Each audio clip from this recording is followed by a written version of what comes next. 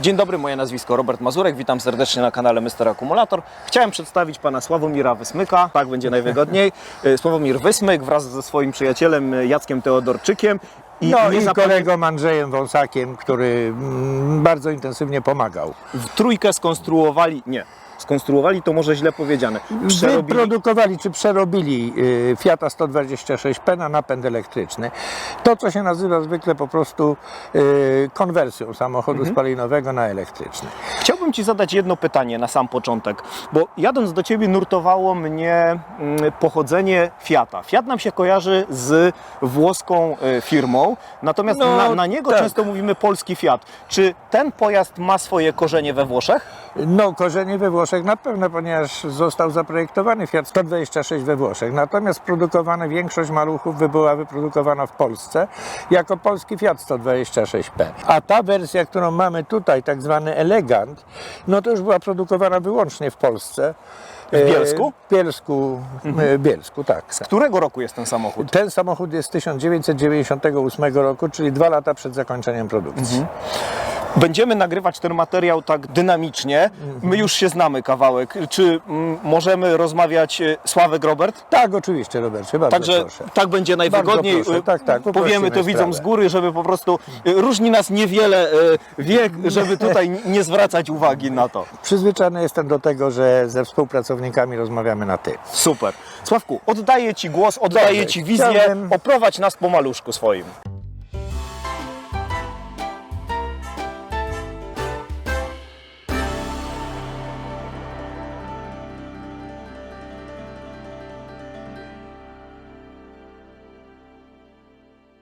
Najważniejsze rzeczy mamy z tyłu i tutaj spróbujmy popatrzeć.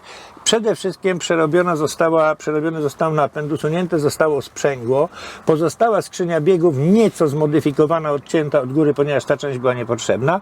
Istotne elementy to jest ta płyta, która pozwoliła zamocować kołnierzowo silnik elektryczny, który tam wewnątrz jest sprzęgnięty za pomocą trwałego sprzęgła bezpośrednio z wałkiem sprzęgłowym. Silnik posiada 2 stojany, stąd podwójny zestaw przewodów zasilających. Jeden stojan jest chłodzony konwekcyjnie poprzez tą wielką płytę i obudowę skrzyni biegów, natomiast stojan tylny jest chłodzony cieczą, stąd tutaj układ pompka, przewody i chłodniczka, która chłodzi ten tylny stojan.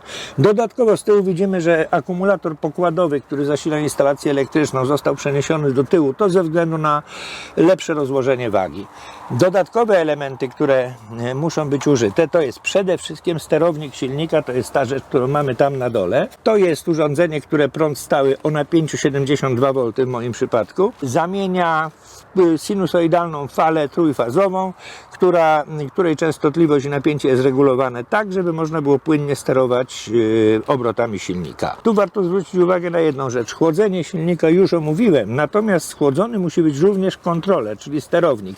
Jest on chłodzony poprzez bardzo potężny radiator, który widać od spodu. No, intensywność chłodzenia jest tym większa, im szybciej jedziemy, czyli im większe jest zużycie energii. Ta duża rzecz, którą tu widać, jest to przetwornica, która zamienia napięcie 72 V na napięcie 12 V po to, aby doładowywać akumulator pokładowy i przede wszystkim zasila ogrzewanie.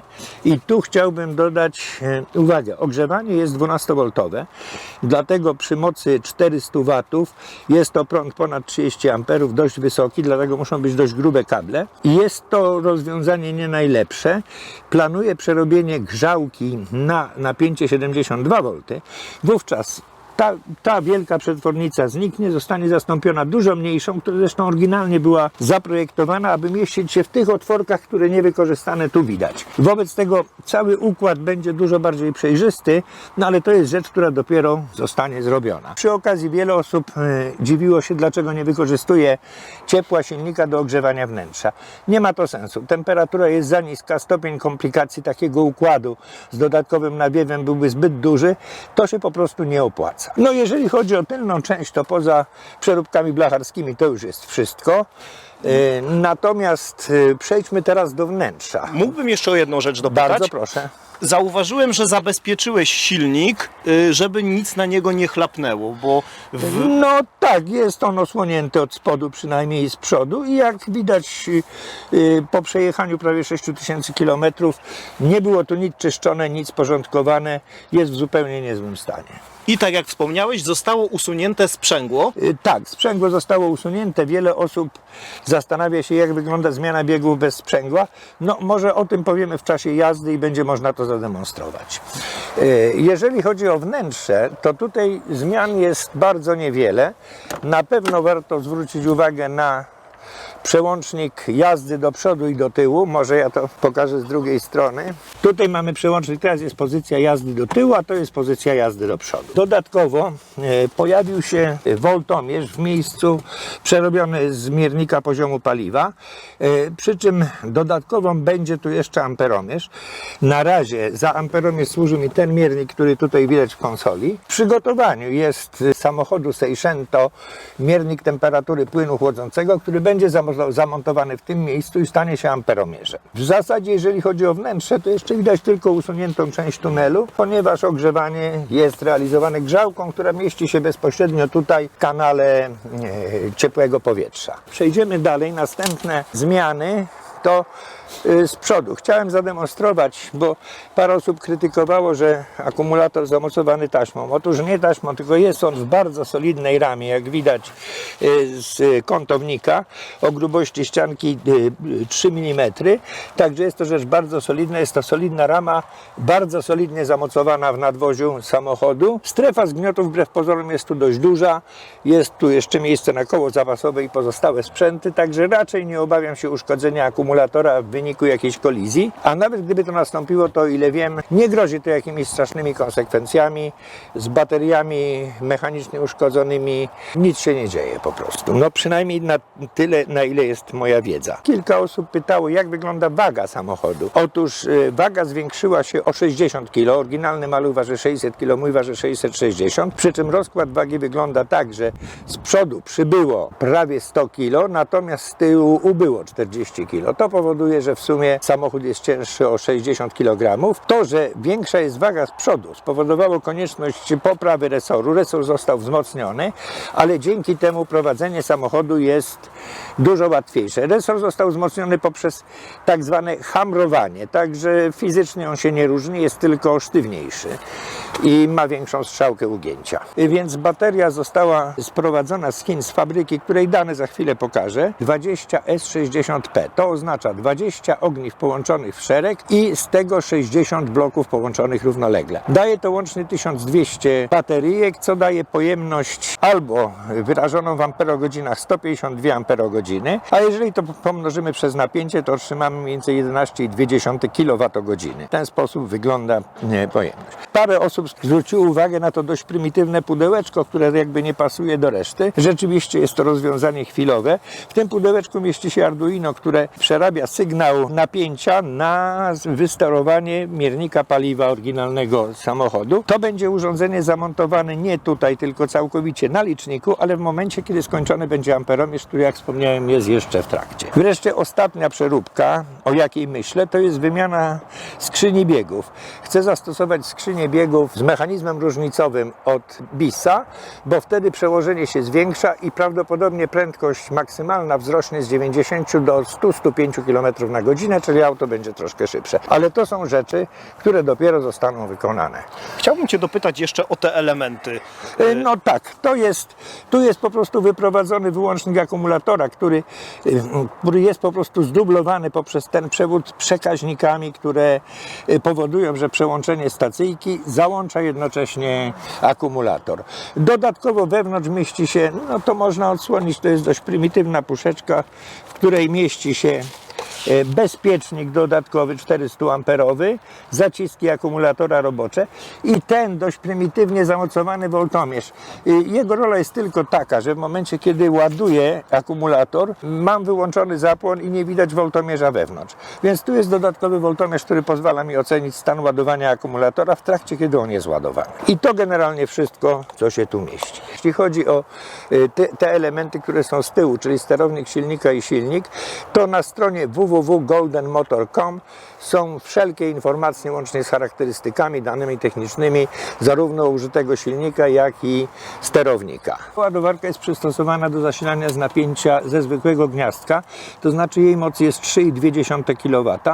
Tyle maksymalnie można pociągnąć ze zwykłego gniazdka z zabezpieczeniem 16-amperowym. I ponieważ moc tej ładowarki jest 3,2 kW, wobec tego dość łatwo policzyć, że przez 3 godziny to będziemy mieli 9,6 kWh, czyli jakieś 3,5 godziny do 4 godzin powoduje, że kompletnie rozładowany akumulator jest powtórnie naładowany w pełni. Wspomniałeś o 72 Tak, voltach napięcie silnika. zasilające jest 72 V.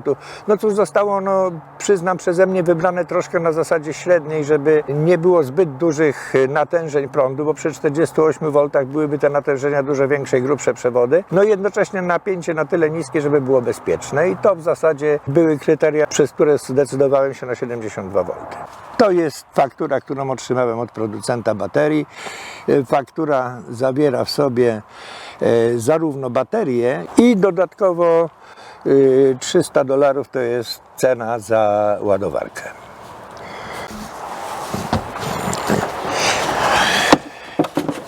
Dobrze, zamkniemy bagażnik. Zyskaliśmy bagażnik. Całą resztę bebechów.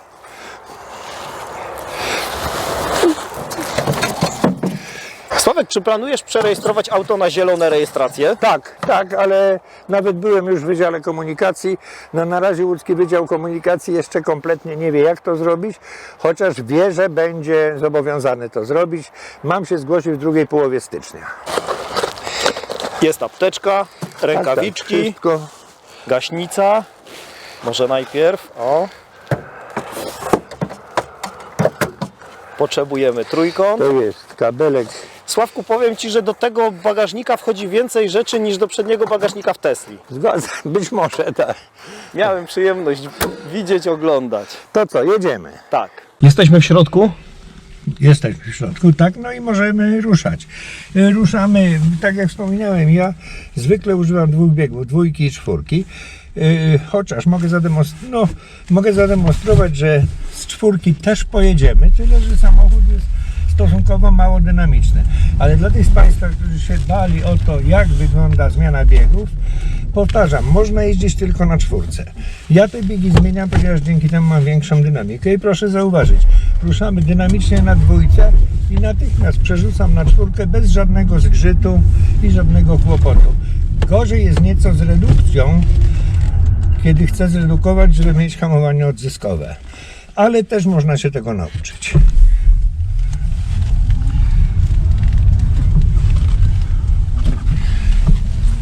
Sławku, czy Ty jeździsz na co dzień tym samochodem? Tak, unikam tylko jeżdżenia przy mokrej pogodzie, dlatego że szkoda mi blachy. Te samochody rdzewieją niestety nawet w garażu, także staram się eksploatować tylko wtedy, kiedy jest pogoda niedeszczowa.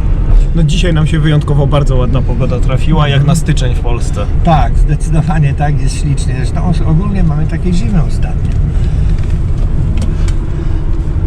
Teraz zademonstruję właśnie redukcję, która też się odbywa bez żadnego zgrzytu, jeżeli ma się odrobinę wprawy i zastosuje międzygaz. Ale dzięki temu auto jest bardzo dynamiczne.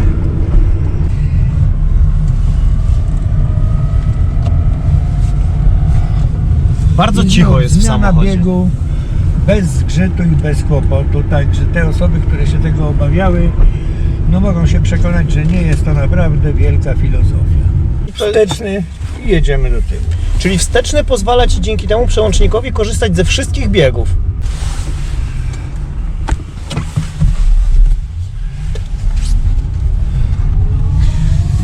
Sławku, procedury rejestracyjne.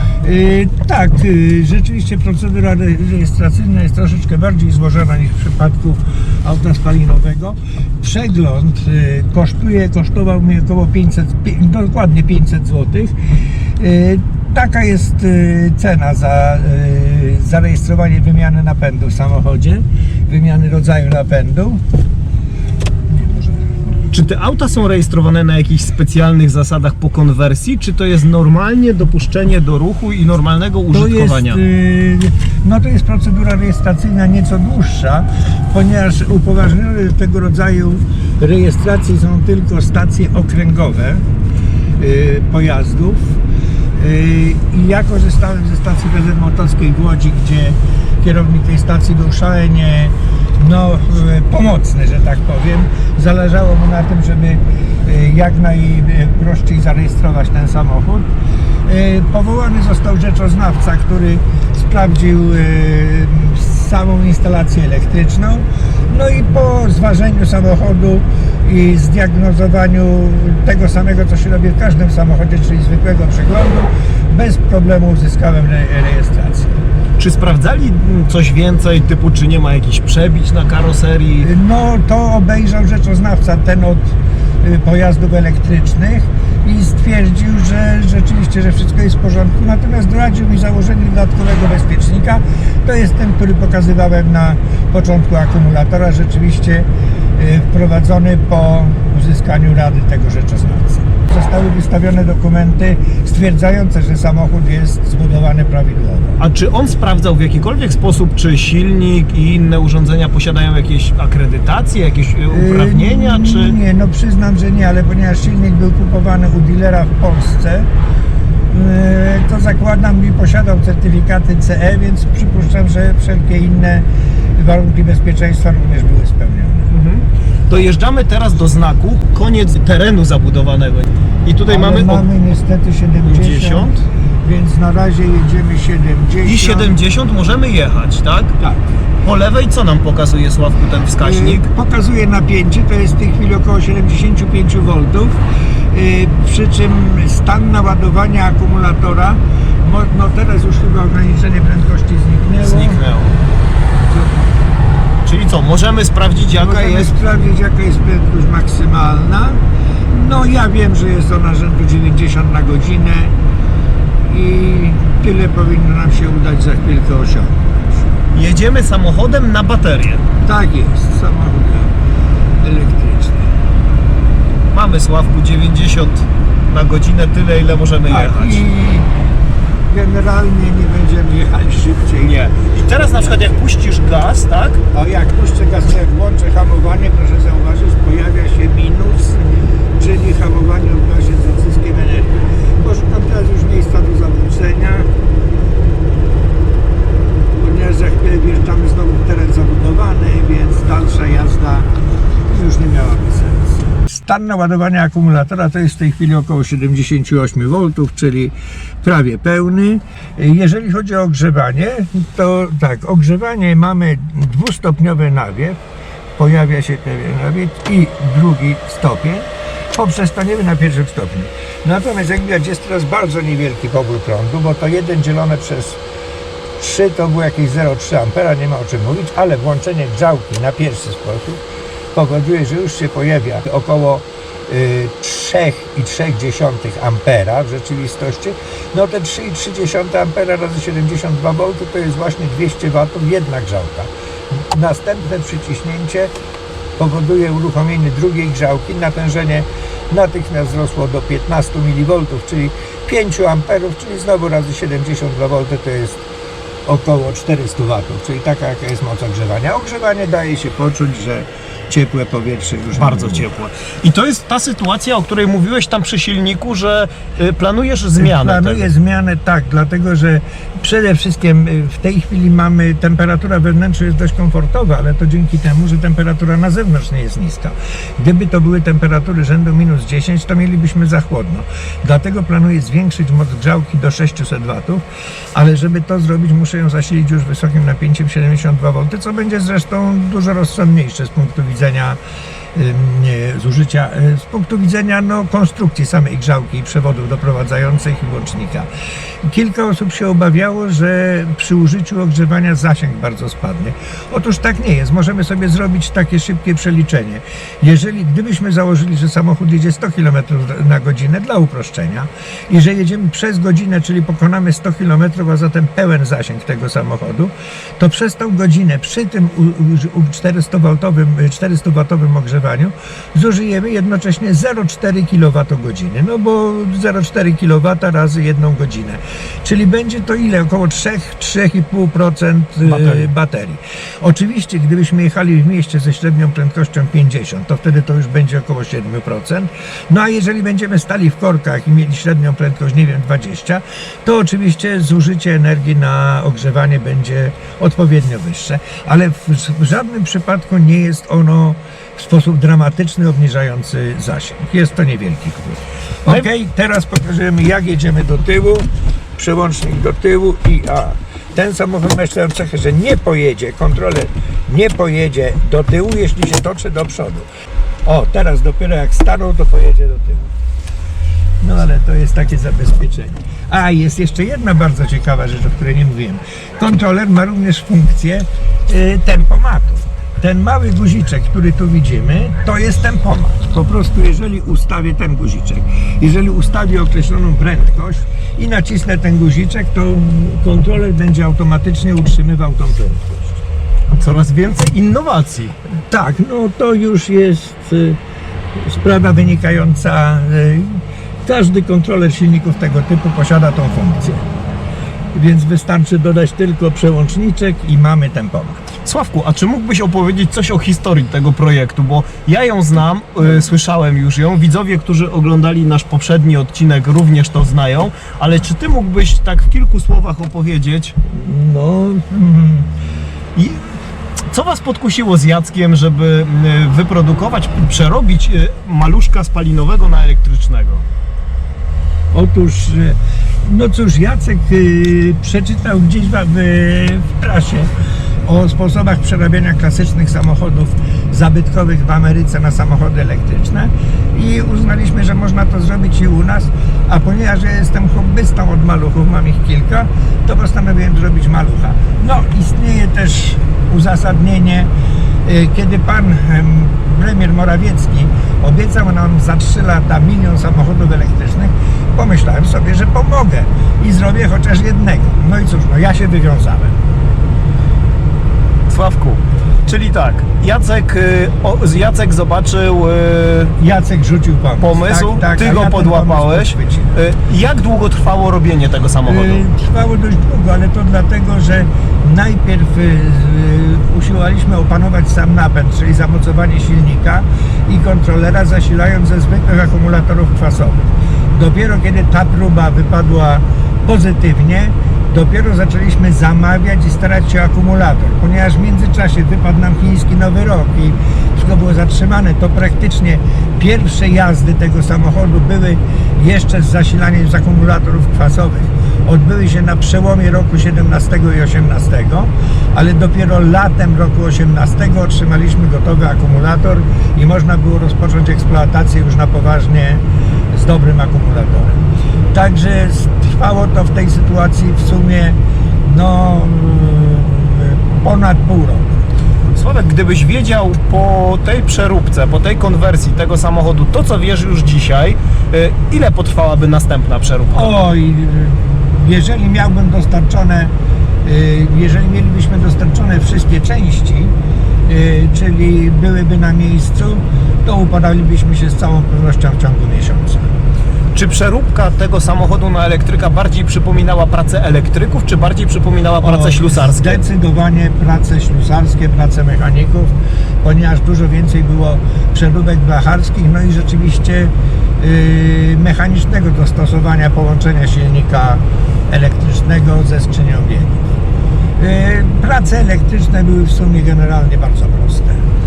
Bardzo dużo ludzi po naszym pierwszym filmie prosiło o kontakt do Ciebie. Czy życzyłbyś sobie, żeby podać im adres mailowy?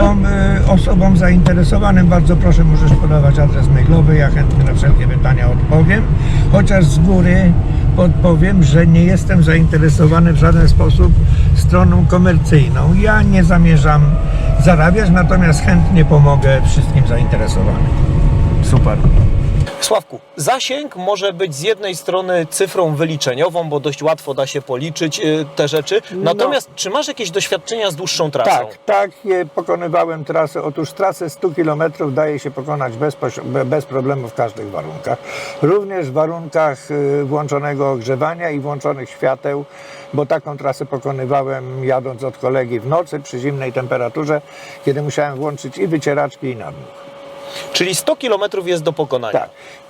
Bo parę osób wyrażało wątpliwości, że taki chiński akumulator zapewne po roku będzie miał już dużo niższą pojemność. Moje doświadczenia w ogóle na to nie wskazują. Mianowicie nie zauważyłem po 1,5 rocznej dokładnie eksploatacji i około 6000 km nie zauważyłem spadku zasięgu akumulatora. Sławku, skoro dołożyłeś się już jednym akumulatorem do planu pana premiera Morawieckiego, czy planujecie się dołożyć może drugim, może trzecim? Być może, nie chcę przeczytać. Chętnie pomogę osobom zainteresowanym, bo już kilka osób znalazło do mnie kontakt i wiem, że będą próbowały robić. Ja chętnie wtedy pomogę, natomiast samemu nie sądzę, żebym się jeszcze za to zabierał. Czyli bardziej chciałem cię zapytać o tym, czy Jacek, czy też ty nie macie planu, żeby sobie przerobić jakiegoś innego pojazdu? Owszem, myślimy o tym. Ja przyznam, że bardzo chciałbym przerobić oryginalnego Fiata Multiple z lat 60., ale bardzo trudno jest dostać przyzwoity egzemplarz. Szukam. Jeżeli znajdę, to prawdopodobnie się za to zabiorę. Czy to miejsce, na którym ja siedzę teraz, to miejsce jest to, na którym siedział Richard Hammond? Dokładnie tak, a na moim miejscu Ben Collins? Tak. Ben Collins? To powiem ci, że sam fakt przebywania w takim pojeździe jest niesamowity. Ty dałeś mi ten materiał z targów, czy ja go mogę zamieścić tutaj w tym momencie, bardzo w tym proszę, filmie? Oczywiście, jeżeli będzie pasował, proszę bardzo. Ja mam wielki szacunek do klasyków, ale właśnie ta przeróbka to jest raczej podkreślenie tego szacunku niż zniszczenie czegokolwiek. A jeśli o to chodzi, to mam pozostałe 3 maluchy spalinowe, zachowane jako klasyki całkowicie. Sławek, chciałbym cię zapytać o tą naklejkę i o fundację... Fun and Drive jest to fundacja charytatywna, która działa na rzecz chorych dzieci, konkretnie zbiera na karetkę do przewozu dzieci. I to ona zorganizowała moje spotkanie z Benem Collinsem i Richardem Hammondem. Dzięki nim ten samochód został im przedstawiony i miałem okazję ich poznać.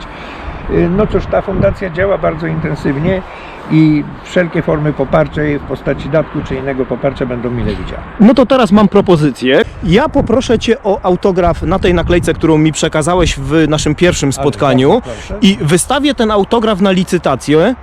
Ale będzie dodatek do tego autografu, jeżeli się zgodzisz oczywiście. Czy osoba, która wylicytuje tą naklejkę z twoim autografem, będzie mogła liczyć na to, że jak będzie w Łodzi, spotka się z tobą oczywiście. I będzie mogła przejechać się z tobą tym... Będzie mogła się przejechać, nawet poprowadzić. Nawet poprowadzić. Tak. No to tak, to jesteśmy umówieni. Ta osoba, która wylicytuje naklejkę zrobioną dla ciebie przez fundację, maluch elektryczny Fun and Drive, to, tak się nazywa ta fundacja, te pieniążki, które ona przekaże na fundację, w nagrodę będzie mogła się spotkać Tak z jest. tobą w Łodzi ta Absolutnie osoba tak. i pojeździć maluchem. Tak jest.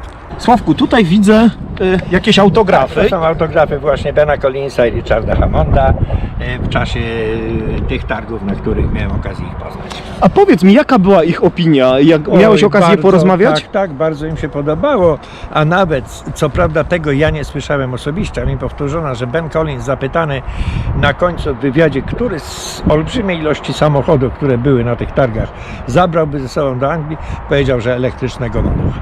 Niesamowite. Bardzo to było miłe. Poproszę cię o autograf, Sławku. Bardzo proszę, zastanawiam się, w którym miejscu, no chyba po prostu gdzieś tu. Tutaj, Sławku, ja bym cię poprosił w tym miejscu, na szybie malucha. Na szybie malucha, dobrze. Tak, żeby to Oj, pozostało. Żeby to lepiej wypadło, to chyba jednak gołą ręką. I